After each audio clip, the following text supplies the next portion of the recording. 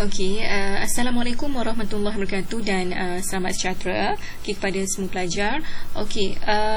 Sebelum anda menonton video mengenai tafsiran dalam sejarah, pastikan anda telah menonton video mengenai kaedah-kaedah penyelidikan dalam sejarah. Di mana kaedah-kaedah pendidikan dalam sejarah itu saya telah terangkan, iaitu dia terbagi kepada tiga. Dia terbagi pada tiga kaedah: kaedah bertulis, kaedah lisan dan juga kaedah arkeologi. Dan selepas kaedah pendidikan dalam sejarah, barulah anda boleh menonton mengenai tafsiran dalam sejarah. Jadi tafsiran dalam sejarah ini adalah berdasarkan muka surat 16 buku teks, berdasarkan muka surat 16 buku teks. Apa itu tafsiran? Tafsiran ini merupakan pendapat. Tafsiran ini merupakan pendapat ataupun idea tentang sesuatu. Jadi tafsiran ini adalah kalau ikut tafsiran dalam sejarah, bererti ia adalah untuk kita menerangkan ataupun mengulas sesuatu fakta sejarah berdasarkan sumber-sumber yang berkaitan dengannya. Bagaimana cara kita menerangkan sesuatu perkara yang penting, sesuatu perkara yang betul, berdasarkan bukti-bukti yang kita ada. Itu maksud tafsiran dalam sejarah. Jadi di sini juga saya telah menyediakan beberapa nota ringkas untuk kamu semua. Jadi pelajar Cina yang tak faham mungkin boleh rujuk Chinese translation ini. Jadi ini sebagaimana yang saya sebutkan tadilah, menerangkan, mengulas sesuatu fakta, sesuatu perkara yang betul, sesuatu perkara yang penting berdasarkan sumber-sumber yang berkaitan dengannya. Maksud sumber-sumber di sini adalah bukti-bukti lah yang berkaitan dengan sesuatu cerita ataupun sesuatu perkara tu. Kita ambil satu contoh di sini. Kalau di sini sebenarnya ada dua contoh. Dua contoh di sini yang saya berikan. Pertamanya, di gambar pertama ini, kalau kamu lihat, ini adalah satu kemalangan, satu kemalangan yang terjadi di antara sebuah kereta dengan sebuah basikal. Jadi, jika anda berada di situ, berada di tempat kejadian, anda adalah sebagai saksi. You are one of the witnesses.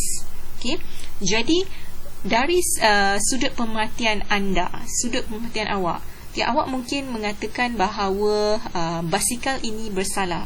Pembunceng basikal ini yang bersalah. Yang bawa basikal ini bersalah sebab apa? Sebab dia melintas, tak tengok kanan, tak tengok kiri, dia melintas saja dengan laju. Sebab awak berada di sini, di tempat ini. Mungkin ada saksi yang lain menyatakan, saksi itu mungkin dia duduk di belakang kereta, di bahagian belakang kereta, dan dia nampak bahawa kereta ini memandu terlalu laju, dan akhirnya melanggar pembunceng basikal ini. Jadi saksi itu menyatakan pemandu kereta itu bersalah. Jadi daripada sudut pandang anda sebagai saksi pertama dan sudut pandang saksi yang kedua, mungkin terdapat perbezaan pendapat, perbezaan tafsiran. Jadi dari situlah disebutkan bahawa setiap individu ataupun setiap kita panggil sebagai ahli-ahli sejarah yang biasanya menemukan bukti, mereka akan memberikan pendapat yang berbeza. Jadi tafsiran dalam sejarah ini bukan bermaksud hanyalah satu saja tafsiran, tetapi boleh jadi pelbagai tafsiran. Contohnya anda lah tadi contohnya yang tadi saya berikan anda sebagai saksi dan juga saksi yang kedua dan sebagainya. Melalui gambar yang kedua ini, contohnya saya berikan ada satu contoh ataupun satu situasi di mana ada kecurian di antara individu pertama, individu kedua, ketiga, siapakah yang melakukan perbuatan mencuri. Mungkin yang pertama, kedua, ketiga, dia melakukan rompakan secara bersama-sama, tetapi yang manakah yang merompak, maksudnya manakah yang mengambil barang? Mungkin yang pertama, mungkin individu yang kedua, mungkin individu yang ketiga. Jadi yang manakah yang betul-betul bersalah? Yang manakah yang pesalah utama? Kita panggil yang pesalah utama. Pesalah utama adalah pesalah yang mengambil barang, yang mencuri barang, ataupun ada kes bunuh ke dan sebagainya. Jadi pesalah utama yang mana? Pertama, kedua, ketiga. Jadi melalui anda sebagai saksi, penerangan anda sebagai saksi itulah dipanggil sebagai apa? Tafsiran, pendapat anda. Jadi dalam sejarah juga ada tafsiran, di mana tafsiran ini merupakan pendapat-pendapat melalui siapa? Melalui ahli sejarah tentang sesuatu perkara. Kemudian kita lihat mengapa wujud perbezaan tafsiran. Kenapa wujud pandangan pandangan yang berbeza-beza di antara setiap ahli sejarah dengan ahli sejarah yang lain.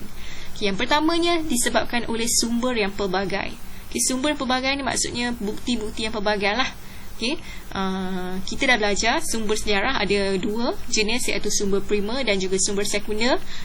Jadi sumber-sumber yang terlalu banyak inilah yang menyebabkan wujudnya tafsiran, wujudnya pendapat yang berbeza-beza di antara ahli sejarah dengan ahli sejarawan yang lain. Kemudiannya mereka juga berbeza dari segi apa? Pandangan mereka, ideologi mereka. Mengapa wujud perbezaan pandangan, perbezaan ideologi? Ini adalah berdasarkan pembacaan mereka. Jadi setiap ahli sejarah ataupun sejarawan ataupun historian, dia perlu banyak membaca, untuk mendapatkan, untuk menafsirkan sesuatu perkara ataupun sesuatu peristiwa. Dia tidak boleh bergantung kepada sebuah atau dua buah saja buah buku, tetapi banyak. Jadi seorang ahli sejarawan perlu banyak membaca, perlu banyak mengkaji.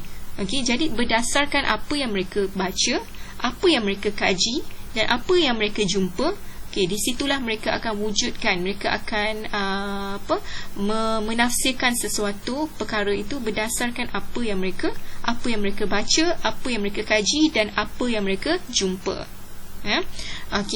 Kemudiannya yang keempat adalah mengenai tujuan penulisan.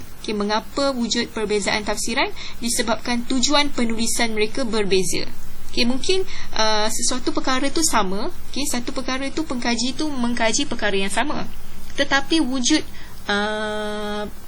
perbezaan pendapat disebabkan oleh tujuan penulisan mereka berbeza.